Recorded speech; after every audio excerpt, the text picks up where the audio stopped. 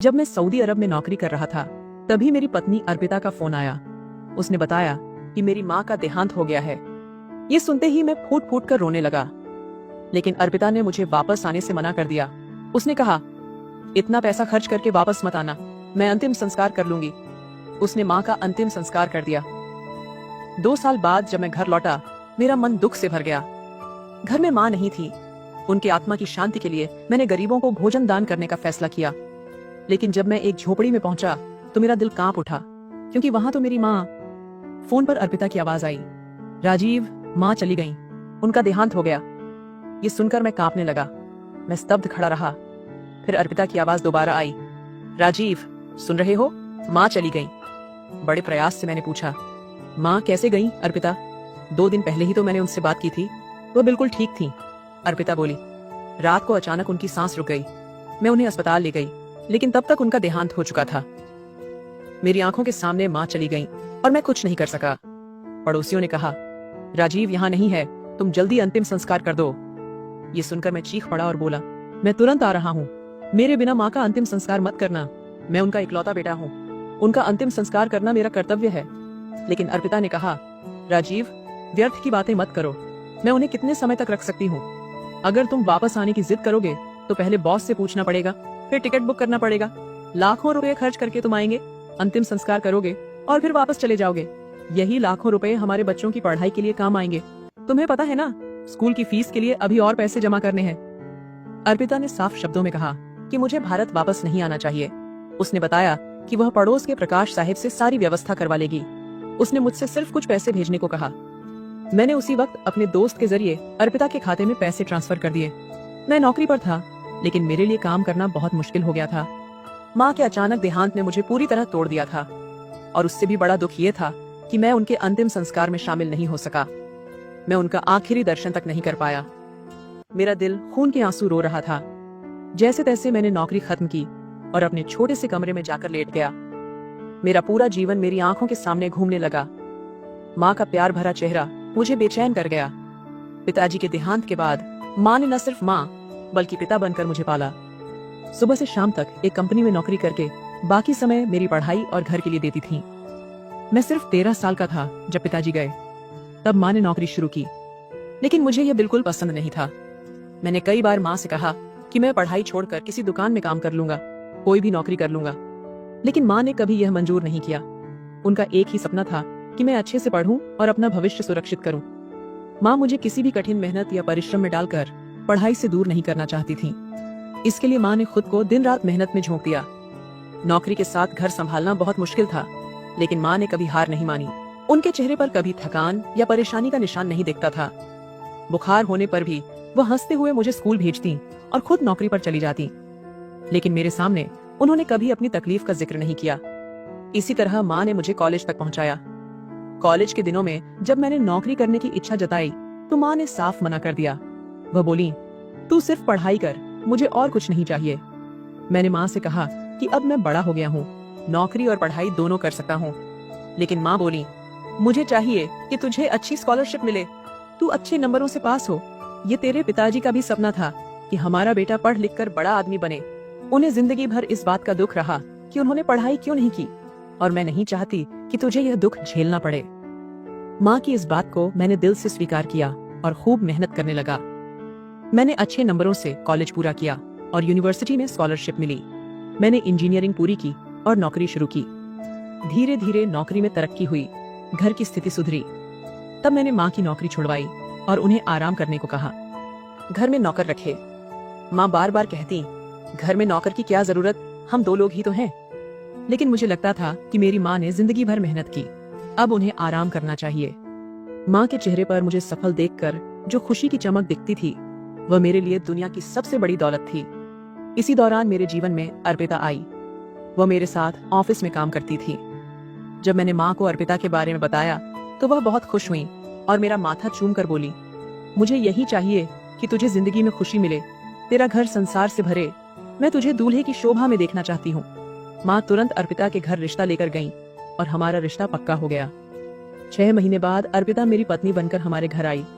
मुझे लगा कि अब मेरा जीवन पूरा हो गया, लेकिन यह मेरी सबसे बड़ी भूल थी। शादी के कुछ दिनों बाद ही मेरे और अर्पिता के बीच झगड़े शुरू हो गए। वह छोटी छोटी बातों पर लड़ने लगी।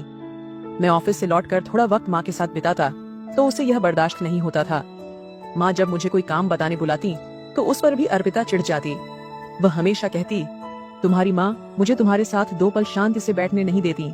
लेकिन सच तो यह था कि माँ मुझे बहुत कम बुलाती थी। मैं खुद उनके पास बैठता था क्योंकि वह अकेली थी और उन्हें मेरे साथ की जरूरत थी। माँ ने मेरे लिए पूरी जिंदगी बलिदान दिया था, इसलिए मुझे लगता था कि उनके साथ कुछ समय बिताने का हक उन्हें है। लेकिन यह बात मैं अर्पिता को कैसे समझाता। एक दिन हमारा झगड़ा इतना बढ़ गया कि माँ कमरे में आ गईं और बोली, क्या हुआ बेटा, सुनबाई के साथ क्यों लड़ रहा है? ये सुनते ही अर्पिता गुस्से में बोली, ये सब तुम्हारी सिखाई का नतीजा है। तुम इन्हें अपने पास बिठाकर मेरे खिलाफ भड़काती हो, इसीलिए यह मेरे साथ लड़ते हैं। अर्पिता के ये शब्द सुनकर मैंने उसे जोर से एक थप्पड़ मार दिया।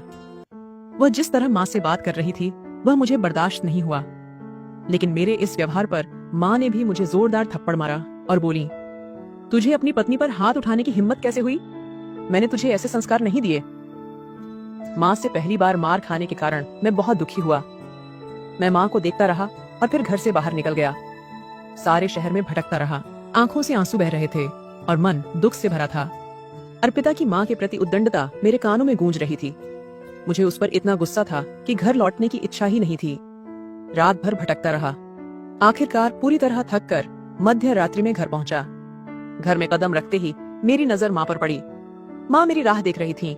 मुझे देखते ही उन्होंने मुझे पास बुलाया, बगल में बिठाया और बोली, अर्पिता अभी नादान है, उसे समझदारी से संभालना होगा, उसका ख्याल रख। माँ ने प्यार से मेरे सिर पर हाथ फेरा और बोली, जा अर्पिता से माफी मांग ले। उसने चाहे जो गलती की हो, तुझे उस पर हाथ नहीं उठाना चाहिए था। मैंने माँ से कहा, लेकिन वह तुमसे बदतमीजी से बात कर रही थी। माँ हंसकर बोली, कोई बात नहीं, वह अभी नई नई आई है हमारे घर, उसे थोड़ा वक्त दे, वह खुद संभल जाएगी। माँ की बात सुनकर मैं अपने कमरे में गया और अर्पिता से माफी मांगी। उसने भी मुझे माफ कर दिया। उस दिन के बाद न उसने मुझसे झगड़ा किया, न ही माँ के साथ उसका व्यवहार गलत रहा। मेरा मन भी शांत हो गया। यही तो मैं चाहता था कि मेरी माँ और पत्नी एक साथ खुशी से रहें। अगले महीने मुझे पता चला कि अर्पिता माँ बनने वाली है। मेरी खुशी का ठिकाना नहीं रहा। लेकिन इस खबर के बाद उसने मुझ पर नया दबाव डालना शुरू किया। वह बार बार कहने लगी कि इस देश में कुछ नहीं रखा, तुम्हें विदेश में नौकरी ढूंढनी चाहिए, वहाँ ज्यादा पैसे मिलेंगे, हम अच्छा घर ले सकते हैं और तेरा व्यवसाय भी अच्छा जम जाएगा, फिर तू वापस आ सकता है। ये सब हमारे बच्चों के भविष्य के लिए जरूरी है। उसकी बातों से मैं हैरान था क्योंकि मुझे यहाँ भी अच्छी नौकरी मिली थी। लेकिन वह बार बार कहती रही कि इतने कम पैसों में हमारा गुजारा नहीं होगा। अभी तो हम 2 लोग हैं, लेकिन जब परिवार बढ़ेगा तो खर्चे भी बढ़ेंगे। मुझे विदेश जाना नहीं था, लेकिन अर्पिता ने अपने चचेरे भाई के जरिए वहाँ मेरी नौकरी लगवा दी। एक दिन वह रोते हुए बोली, तुम मुझे सुखी जिंदगी देना ही नहीं चाहते, वरना मेरे कहने पर विदेश चले गए होते। तुम्हारे बिना रहना मेरे लिए बहुत मुश्किल है, लेकिन यह हमारे भविष्य का सवाल है। उसकी आंखों में आंसू देखकर मेरा दिल पिघल गया। मैंने माँ से इस बारे में बात की। माँ का चेहरा उदास हो गया। उन्होंने मेरा हाथ पकड़ा और बोली, बेटा ये मेरा बुढ़ापा है, कब आंखें मूंद जाएं कह नहीं सकते। मैं बस यही चाहती हूँ कि तू मेरे साथ रहे। ये बात अर्पिता के कानों तक पहुँची। उसने माँ से सीधे पूछा, आप अपने बेटे के भविष्य में रुकावट क्यों डाल रही हैं? आपने उसे पढ़ाया लिखाया, संस्कार दिए, ताकि जब वह तरक्की की राह पर जाए तो आप अपने त्याग की याद दिलाकर उसे अपने पास रोके। अर्पिता के इस उद्दंड बोल पर मैंने उसे घूर कर देखा, लेकिन माँ ने आंसू पोंछे और शांत स्वर में कहा, ठीक है बेटा, अगर तेरा भविष्य विदेश में है तो तू चला जा। उस दिन के बाद माँ ने मुझे फिर कभी नहीं रोका। मेरे और अर्पिता के बीच फिर इस पर चर्चा हुई, लेकिन वह चुप रही। उसने कोई जवाब नहीं दिया। फिर 2 महीने बाद मैंने विदेश जाने की तैयारी की। मेरी नौकरी वाकई अच्छी थी। तनख्वाह भारत की तुलना में 2 गुनी थी, लेकिन माँ और अर्पिता के बिना रहना बहुत मुश्किल था। मैं उन बच्चों में से था जो माँ के हाथ की रोटी खाकर बड़ा हुआ और बड़ा होने पर भी माँ के हाथ के खाने को ही तरजीह देता था। अर्पिता के आने के बाद भी मैं माँ से कोई खास पकवान बनाने को कहता था। ऐसी स्थिति में रोज होटल का खाना खाकर मेरी तबीयत खराब होने लगी। जब भी मैं घर फोन करता, माँ से कहता कि मुझे उनके हाथ का खाना बहुत याद आता है। माँ को भी मेरी बहुत याद आती थी। जब मैं फोन करता वह हमेशा रो पड़ती थी। धीरे धीरे ऐसा हुआ कि माँ से बातचीत कम होने लगी। जब मैं फोन करता, अर्पिता कहती, माँ आराम कर रही हैं या वह सो रही है। मुझे समझ नहीं आता था कि माँ इतना सो क्यों रही थी। एक बार मैंने अर्पिता से यही सवाल पूछा तो वह बोली, अब उनकी उम्र हो गई है, घर में और कोई काम नहीं है, इसलिए वह सिर्फ आराम करती हैं। मैं उन्हें बार बार तंग नहीं करती। फिर एक दिन भारत से फोन आया कि मैं एक बेटे का बाप बन गया हूँ। मेरे घर में मेरे बेटे का जन्म हुआ था। मैं बहुत खुश हुआ, लेकिन 2 साल पहले वापस आना संभव नहीं था। 2 साल पूरे होने पर जब मैं घर लौटा तो माँ को देखकर दंग रह गया। वह पूरी तरह सूखकर हड्डियों का ढांचा बन गई थी। ऐसा लग रहा था मानो वह सालों से बीमार हो। माँ की ऐसी हालत देखकर मुझे बहुत बुरा लगा, लेकिन अर्पिता ने मुझे तसल्ली दी और बोली, माँ ठीक है, ये सिर्फ उम्र की वजह से है और कुछ नहीं। माँ ज्यादातर समय सोती रहती थी और मेरा उनसे ज्यादा बातचीत भी नहीं हो पाती थी। जितने दिन मैं वहाँ रहा, मेरा समय अर्पिता और मेरे बेटे अभी के साथ ही बीता। फिर मैं विदेश वापस चला गया। अर्पिता ने बताया था कि उसने बहुत सारा पैसा जोड़ लिया है और जल्दी ही वहाँ बड़ा घर बनवाएगी ताकि मुझे विदेश में नहीं रहना पड़े। मैं भी इसी आस में दिन काट रहा था। 2 दिन पहले मेरे बेटे का जन्मदिन था। मैंने फोन किया और अर्पिता से बात की। फिर माँ से भी थोड़ी देर बात हुई। माँ ने थोड़ा बोलकर फोन रख दिया। फिर अर्पिता ने फोन लिया। कुछ दिनों बाद अर्पिता का फोन आया और उसने सीधे माँ के देहांत की खबर दी। यह खबर मेरे लिए किसी बड़े संकट से कम नहीं थी। मैं माँ के अंतिम संस्कार में शामिल होना चाहता था, लेकिन इस कर्तव्य से मैं वंचित रह गया क्योंकि वापस आने के लिए अभी 1 साल बाकी था। माँ के देहांत के बाद मैं हर रोज उनके लिए प्रार्थना करता था, उनसे माफी मांगता था कि उनके आखिरी पल में मैं उनके साथ नहीं रह सका। ये दुख मुझे भीतर ही भीतर खाए जा रहा था। 1 साल बीत गया और मैंने अपनी नौकरी छोड़ दी। मैं हमेशा के लिए भारत लौट आया क्योंकि अर्पिता ने नया घर बनवा लिया था। उसने बड़े इलाके में घर खरीदा, उसकी पूजा की और कुछ पैसे भी जोड़े थे। अब मुझे भारत में ही नौकरी करनी थी। वैसे भी माँ के जाने के बाद अर्पिता और अभी अकेले थे और उनकी चिंता मुझे सताती थी। जब मैं लौटा और घर के दरवाजे पर कदम रखा तो मेरी आंखों से आंसू बहने लगे। आज माँ मुझे राह देखती हुई नहीं दिखी। उनकी आंखों में वह बेचैनी नहीं थी जो हमेशा मेरे देर से आने पर भी जागती रहती थी। मेरे मन में इतना दुख भर आया कि मैं दरवाजे पर ही ढह गया और जोर जोर से रोने लगा। मेरी हालत देखकर अर्पिता ने मुझे संभाला, अंदर ले गई और बोली, क्यों चिंता करते हो, सब ठीक हो जाएगा, तुम परेशान मत हो। मैंने कहा, मुझे पुराने घर में जाना है, मुझे माँ की बहुत याद आ रही है। माँ का देहांत उसी घर में हुआ था और उनके जाने के बाद अर्पिता इस नए घर में रहने आई थी, इसलिए मुझे उनकी ज्यादा चिंता होती थी क्योंकि यह नया इलाका था। अर्पिता बोली, वह पुराना घर तो मैंने बेच दिया। ये सुनकर मेरी आंखें आश्चर्य से फैल गईं। गुस्से में मैंने कहा, तूने ये क्या किया? वह मेरी माँ का घर था, मेरा बचपन वहाँ बीता, तूने वह घर क्यों बेचा? अर्पिता बोली, इस घर को बनाने के लिए पैसे की जरूरत थी। मैंने तुम्हारी माँ से उनकी जिंदगी में ही इजाजत ले ली थी कि मैं वह घर बेचकर यहाँ पैसे लगाऊंगी, इसलिए माँ के देहांत के बाद मैंने वह घर बेच दिया। तुम्हें इसलिए नहीं बताया क्योंकि तुम विदेश में थे और बेवजह चिंता करते या मुझे रोकते। अर्पिता के इस व्यवहार से मुझे बहुत गुस्सा आया, लेकिन जो हो चुका था वह तो हो चुका था। मैंने अर्पिता से कहा, मुझे उस जगह ले चल जहाँ माँ का अंतिम संस्कार हुआ था, मुझे माँ से मिलना है। वह बोली, चलो मैं तुम्हें ले चलती हूँ। फिर वह मुझे श्मशान भूमि ले गई और एक जगह की ओर इशारा करके बोली, यहाँ तुम्हारी माँ का अंतिम संस्कार हुआ था। ये सुनकर मैं उस जगह के पास बैठ गया और जोर जोर से रोने लगा। मैंने मिट्टी उठाकर माँ से माफी मांगना शुरू किया। फिर मैंने अर्पिता से पूछा, इस जगह पर कब्र क्यों नहीं बनाई? वह बोली, तुम वहाँ नहीं थे, मैं अकेले कितना और क्या क्या करती। अब तुम आ गए हो तो तुम ही तय करो कि क्या करना है और क्या नहीं। श्मशान भूमि से घर लौटने पर मेरा मन दुख से भर गया। मैंने अर्पिता से कहा, माँ के अंतिम संस्कार में मैं शामिल नहीं हो सका, लेकिन अब मैं उनके लिए कुछ करना चाहता हूँ। उस दिन से मैंने गरीबों को भोजन देने का काम शुरू किया। एक दोस्त की मदद से मुझे नौकरी भी मिल गई। मैं रोज किसी गरीब बस्ती में जाता और खाना बांटता। कुछ दिनों बाद अर्पिता ने मुझे ऐसा करते देखा और बोली, क्यों बेकार में अपनी मेहनत और कमाई को यूं बर्बाद कर रहे हो? माँ के लिए तुमने बहुत कुछ किया, अब हमारी तरफ भी ध्यान दो। मैंने अर्पिता से कहा, पूरी जिंदगी भी मैं ये करता रहूं तो भी माँ के बलिदान का कर्ज नहीं चुका सकता। वह चुप हो गई। 1 महीने बाद मैं एक झुग्गी बस्ती में खाना लेकर पहुंचा और खुद अपने हाथों से बांटने लगा। तभी एक छोटा बच्चा एक झोपड़ी की ओर इशारा करके बोला, वहाँ एक दादी रहती है, वह चल फिर नहीं सकती, उनके लिए भी खाना दे दो। ये सुनकर मुझे बहुत बुरा लगा। मैंने उससे कहा, बेटा मैं खुद उनके पास खाना लेकर जाता हूँ। मैंने पहले सबको खाना बांटा, फिर एक थाली में खाना लेकर उस झोपड़ी में गया। अंदर एक बूढ़ी औरत चारपाई पर बैठी थी। उसके बाल बिखरे हुए थे, आंखें झुकी हुई थीं। मैंने धीमे स्वर में कहा, माँ भूखी हो? खाना खाओगी? मेरे शब्द सुनकर उस औरत ने धीरे से सिर उठाया और मेरी ओर देखा। मुझे ऐसा लगा जैसे किसी ने मेरे सिर पर पूरा आकाश गिरा दिया हो। वह औरत मुझे पहचानने की कोशिश कर रही थी, लेकिन मैं उसे पहली नजर में ही पहचान गया। वह मेरी माँ थी, जिसके आंचल में मैं बड़ा हुआ, जिसके त्याग की वजह से मैं आज यहाँ तक पहुंचा। मेरे हाथ से थाली छूटकर जमीन पर गिर गई। माँ ने जमीन पर गिरा खाना देखा और कांपते हुए चारपाई से उतरकर उसे उठाकर खाने लगी। भगवान जाने वह कितने दिनों से भूखी थी। ये दृश्य देखकर मेरी आंखों से आंसुओं का सैलाब फूट पड़ा। मैंने माँ कहकर उन्हें गले से लगा लिया। मेरे गले लगते ही माँ ने मुझे पहचान लिया। वह बोली, राजीव, तू आ गया? कहाँ था तू? मैं माँ के किसी सवाल का जवाब नहीं दे सका, बस रोता रहा। फिर मैंने अपने हाथों से माँ को खाना खिलाया, उनके पास बैठा और उनसे बातें करने लगा। तब माँ ने मुझे एक ऐसा सच बताया जिसने मेरा दिल तोड़ दिया। माँ बोली, तुम्हारे जाने के बाद अर्पिता का मेरे साथ व्यवहार बहुत बुरा हो गया। वह मुझे जबरदस्ती नींद की गोलियां देकर सुलाती थी। वह तुम्हारे उस एक थप्पड़ का बदला मुझसे ले रही थी जो तुमने गुस्से में उसे मारा था।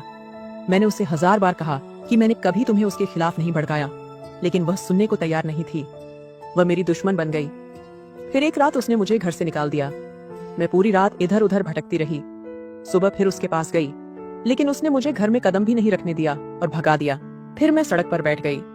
कुछ भिखारी जो वहाँ भीख मांगते थे, उन्होंने मुझे अपने साथ लिया क्योंकि मेरी हालत बहुत खराब हो गई थी। फिर उन्होंने मुझे भीख मांगने को कहा। अर्पिता ने घर बेचकर कहीं नया घर लिया। मुझे कुछ पता नहीं था। मैं कई बार अपने घर गई, लेकिन वहां न तू था न अर्पिता। मैं क्या करती? फिर मैं इस झोपड़ी में रहने लगी। जिन लोगों ने मुझे यहाँ लाया, उन्होंने ही मुझे यह झोपड़ी दी और मेरे खाने पीने की व्यवस्था की। पहले मैं खुद भीख मांगती थी, लेकिन कुछ समय से मेरी तबीयत इतनी खराब हो गई कि अब मुझे भीख मांगने के लिए भी बाहर नहीं जा पाती थी। ये कहते हुए माँ रोने लगी और मेरा दिल टूट गया। मैंने माँ का हाथ पकड़ा और उन्हें अपने नए घर ले आया।